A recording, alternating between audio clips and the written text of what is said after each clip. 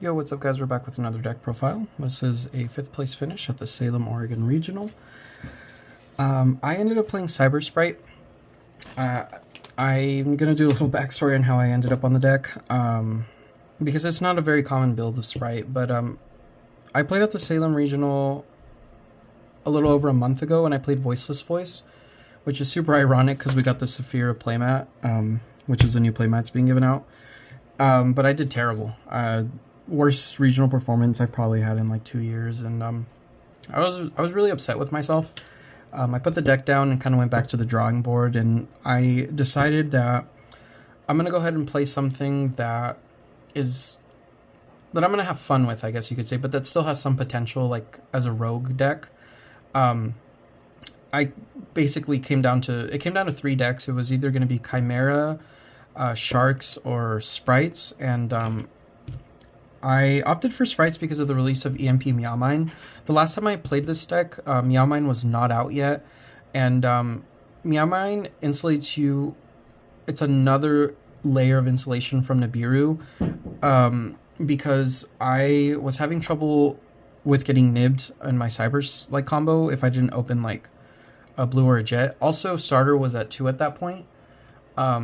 And getting starter back to 3 also helped even more. I will explain a little bit of technical play and how EMP insulates and stuff like that, what to do in certain situations, the basic combo, because a lot of people don't know that one Cyberse gadget is full Spright combo. It does get you to sprint. But let's hop into the deck profile, and then at the end I'll do like a little bit more in-depth information for like those of you that do care to know.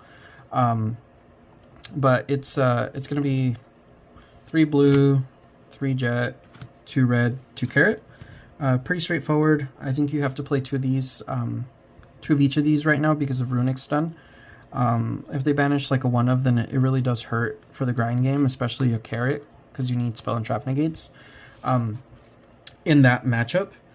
But that's it for the Spright names. Let's see here. For the water package, we got 3 beavers, 2 anglers, and 3 swap frogs. My first kind of like rendition of the deck didn't play swap frogs, but I realized I do need an omni negate, like a pseudo boss monster going first. Because usually you like set up your... Previously my boss monster was like SP with EMP in the grave, because you get 3 interruptions off of like IP summoning SP. But I wanted yet another option. Also, when you open Swap+Angler, it's like super explosive pitching to special. So that was kind of my thought process on this. Also, the frogs have a very important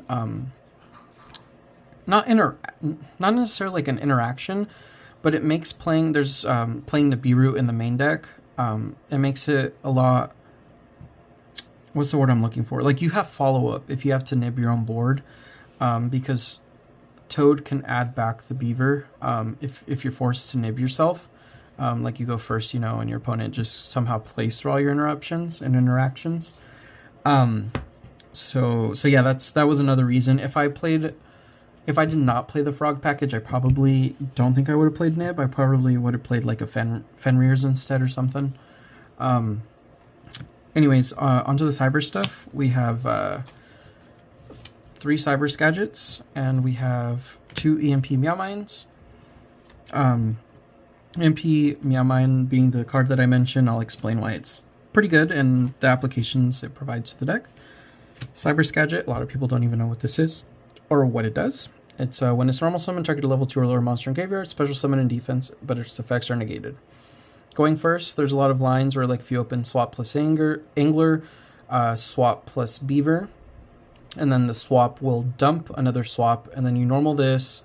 This will revive that swap that was sent, and then you have access to your Toad. If you're going second and you open a Veiler, you can discard your Veiler to negate something, and then when it goes to your turn, you normal it, revive Veiler.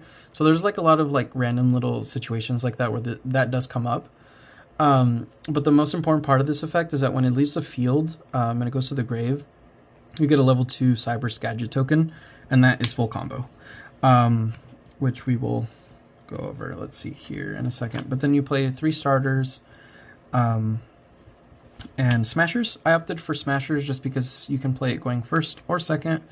Gamma Burst and Double Cross are kind of bricks if you don't open them like, you know, Gamma Burst going first or Double Cross going second. They don't do anything. This can either be an interruption or help break boards. That's it for the main engine. For non-engine, we have 12 hand traps, which are just the most well-rounded and the one called by. Another card, same thought process as Smashers. Going first, I can play around hand traps or set it and interrupt my opponent on their turn. Going second, I can hit like a Princess, a Flamberge, Puppet Lock. So yeah, this was my 40th card. That's it for the main deck, clean 40. Onto the extra deck, we have the Cyberse package, which one single Cyberse gadget will summon. We have Link Devotee, Link Disciple, Linguriboh, G-Golem Crystal Heart, and I do count Sprint because the end goal is Sprint. These 5 are absolutely mandatory. You have to play all 5 of them. Obviously, Sprint being a Spright card, you have to play it. You play IP, SP, the Bujin Link, and then the 15th card is Access Code Talker. I think the 15th card in this, the extra deck is really tight, but it needs to be a Link 4 or higher monster that can be like a boss. You have like Crusadia Avramax, Appaloosa, Underworld Goddess, or Access Code. And the reason why I chose Access Code, because there's arguments to the other ones as well, but the main argument for Access Code is that your main gadget combo, all 5 of these are literally all different attributes. So in theory, when they pass back to you, you have the potential to pop 5 cards, and they can't respond to the pop. So I do recommend that your boss monster be the Access Code Talker. For the XYZs, you play 2 Gigantic, obviously, Toad and Mosquito. MVPs of the tournament, I honestly don't think I would have done as well as I did if I didn't play these. This going first, making your board basically indestructible. And again, just touching base on like the nib, the whole nib situation in theory, like my thought process is like, if I go first and I set up full combo and I end on Toad, and for whatever reason I'm forced to Nibiru, my board, or like it's, you know, like my last resort, and Toad goes to grave, I can add a Beaver back from the grave and then like full combo again next turn, because like Beaver, Revive Angler, go into Gigantic, and then, you know, Blue Jet, so on and so forth. But yeah, I didn't want to be in the situation where I'm like forced to nib, and then it's like, well, I hope I top deck something that clears the big token. Nib also plays in with the Mosquito OTK, like you give them a token. Depending how big it is, you summon it in attack or defense, and then you just ram all your little Spright monsters into it, and then you burn them for game. So Nib is very important for like the interactions it has with these 2 cards. And Nib was just insane all day. I was a little worried that it was going to be like the worst hand trap, but it was actually the best in my hand trap lineup. And then your Zeus and your Sky Crisis. Zeus summoned it once and it won me the game. Sky Crisis never came up, but I do think it's needed and very important in like every extra deck for the most part. That's it for the extra deck. We have the side deck. 3 Cosmic, which is like obviously like the best side card right now, and everyone's playing it. You do need it. The last minute addition that I added was one of each of these cards that takes monsters, and these were so cracked at the tournament. Taking like an Appaloosa when Snake Eyes passes, and if it has 2 or 3 negates, usually that can counter like most of their like interactions, because you can like negate the IP effect to quick link summon, or the princess to revive itself. But yeah, these cards are insane. I've always loved these like cards that take monsters. And then we played 2 Bestials and a Gamma Burst. The Gamma Burst obviously being for when you're going second, and it just like enables easier OTKs. Like if you can't get to Mosquito for whatever reason, like you get debarriered, then you just search the Gamma Burst. And then I only play 2 Bestials for siding pattern reasons. So you play 2 EMP Meow Mines, and let's say you're going up against a deck that doesn't link summon, like Branded, Labyrinth, or Voiceless Voice. The EMPs are not reaching their full potential as like a free body, especially if you're going second. So the 2 Bestials come in. That's why I opted for these, for those of you that might be curious why I only played 2. And then we played 3 Evenlies. I only saw it once, and it won me the game. But yeah, it's a really good card, and I really liked it. And for my Floodgate for going first, I opted for 3D Barrier for 2 reasons. One, I anticipated a lot of Voiceless Voice and the new Tenpai deck in Salem. And second reason being, I really do feel comfortable and confident in my fire matchups. And I felt like I didn't need the Solemn Strikes. I would rather have a blowout against other decks, and then rely on my knowledge of the matchup, and like other non-engine to beat them. And it ultimately did work out for me, luckily. But that's it for the side deck. I don't think I'd make any changes to the side deck. It all worked out for me. Overall, it performed pretty well. But as far as the Cyberse combo and like how you want to play out your hands depending on what you open, shout out my daughter for being my tokens for my Cyberse combos all weekend. These are going to come up here in just a second. So like, let's say you open just your Cyberse gadget. I'm going to do the motion of the normal combo with like nothing else. Like let's say you open gadget plus 4 hand traps.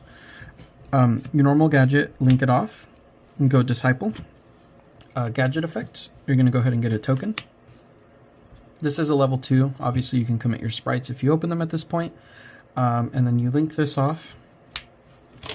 And you are going to go into Devotee. Disciple effect will tribute the Devotee so that you can draw a card and put one at the bottom of the deck. That's really important. Another thing as far as like consistency, I'm very much like my deck building approach is consistency, like playing as little bricks as possible and playing cards that have implications going first and second. And although there's very few situations, like mainly it's like if you open an Angler, the deck shouldn't brick, but if you open like an Angler, like you can put it back at that point. Or if you open multiples of a hand trap, you can put one back. Anyways, continuing here, draw one, put one back. Devotee effect, you get 2 Cyberse tokens that are level 1s. You go ahead and link one off for Linguriboh. And zone placement is also very important. You're going to link the second token and the Disciple into the opposite zone for Crystal Heart. Most of you know this from like Kashtira combos. It revives an Earth Link monster, but it has to be to an arrow it points to. So if we do it here, we locked ourselves out of an extra body. So we revive Devotee here. And then we go for a Sprint. I usually bring it back to this zone and I summon the Sprint here. And then Sprint dumps Angler. You get 2 Beavers, you make Gigantic, and that's full combo for sprites. So that one card, the one Cyberse gadget, literally went through all 5 of these while getting you insulation from Imperm and getting you to full combo. I've always liked how powerful that feels, like just this one card getting like so much stuff going for you. And again, making your access code like super insane for your crackback. As far as like the EMP goes, how I was mentioning how it's like another layer of insulating you from nib. Obviously, if you got nib during that combo, you're probably going to pass if you don't have any further extenders. But like let's say you're going your normal combo, and then on your 5th summon, which is usually your Disciple with the 2 tokens you get off Devotee when it's tributed, you get nib there. That's perfectly fine because there's going to be links in your grave, and EMP just requires there to be a link on either field or either grave. So your links go to grave, you get the token, they summon the nib token, and then you just special the Meow Mine, and then you just make Sprint with these 2, and you keep going. It may sound like very minimal in like what it like. I guess what it offers and does, but it's really important and it will come up. And it has come up for me across like locals and stuff like that. Another line of play that I do want to highlight is if you open Gadget plus Jet. This one you would obviously, you go normal summon, just going through our motions all over again, and then you get your token. At this point, once you get your token, you're going to go ahead and special your Jet in the furthest left zone. Very important. Usually these 3 zones in the center, I do highly recommend you keep them open so you don't clog yourself. But you're going to go ahead and special your Jet in the furthest zone, and then you're going to grab a starter. And then you're just going to continue. You don't activate the starter because you're going to lock yourselves. And then you can't make like your Linguriboh to insulate from Imprim. So you just hold on to your starter, you keep playing. If they nib you, then you go ahead and, you know, activate your starter, get your blue, and then you can keep playing. Still set up a board. Very, very, very important at this point. Let's say you add your starter, and then you go ahead and link this off to continue your Cyberse combo. You go into Devotee here. This is your 5th summon right here. Devotee is co-linked, so if you get nibbed on this summon, your 5th one, because Devotee was tributed, after the nib token is like special summoned to your field on a new chain, you'll get your Link Devotee effect to get 2 level 1 tokens. So you can still play. You go ahead and go 2 tokens into IP Masquerena, and then Masquerena plus a 3rd token into Sprint, and then you just keep going with Spright combo. Very important to know that. A lot of people do that without realizing. Again, that's something that has come up, and that's why I want to let you know that that's, you know, it's a very important interaction. And then the last thing that I want to go over before we wrap this up is going to be Gadget plus blue, and this is like the most simplest one. It's pretty obvious. So you go Gadget into Disciple, you get your token. You special blue at this point because this is level 2, and you grab red out of the deck.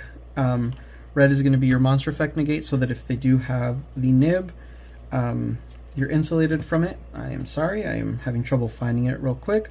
You grab your red at this point, special red, and then you keep playing your normal combo. Those are like the main ways to insulate yourself, depending on what you open. But that's really it, guys. I hope I covered a lot of the basics of the Cyberse stuff. I know as far as like the main Spright stuff, like people already know combos and stuff, so I'm not gonna get like too crazy in depth on that. Yeah, I think that this specific build has so much potential. I highly encourage it. It's a lot of fun. It's a fresh take on a deck that's been around for a long time, which I think is why people stopped playing Spright, because outside of Elf being banned, like the deck is at full power, and it just didn't make sense to me as to like why people weren't still playing it. But yeah, people get bored of it, and this is going to be maybe like something that kind of gets you like, okay, let me check this out, you know, and maybe gets you to play it again. But shout out to all of the, gosh, there's so many people. Shout out to all the friends in the Facebook group chat, the Snapchat group chat, Discord. I'm going to try and name as many people as I can. And if I forgot anyone, I'm sorry. I really, you know, I apologize. But first and foremost, shout out to my daughter and my girlfriend. They stayed in the hotel room while I nerded out for the weekend and played Yu-Gi-Oh! Shout out to all the homies that met up over there in Salem. Rigo, who played Cyberse Spright as well. I pitched the idea to him, and unfortunately his tiebreakers weren't very, they weren't favorable, and it didn't end up working out for him. But I hope he sticks to it because his deck is insane. Shout out to my friend Dominic who went, Saul, Jesse, Brian, Mason, Carter, and Chris for helping me unlock my full potential. Shout out Chris. I did end up playing 2 of my friends in the 6th and 7th round. But yeah, it was overall a really fun weekend. I had a blast. I don't know if this is something that I'll continue playing, or if I want to revisit like one of the other decks that I mentioned. I might play Chimera. But that's it, guys. Again, for those of you who I forgot, I apologize, but let me know if you have any questions. Leave a like, comment, subscribe. I greatly do appreciate it, and have a great day.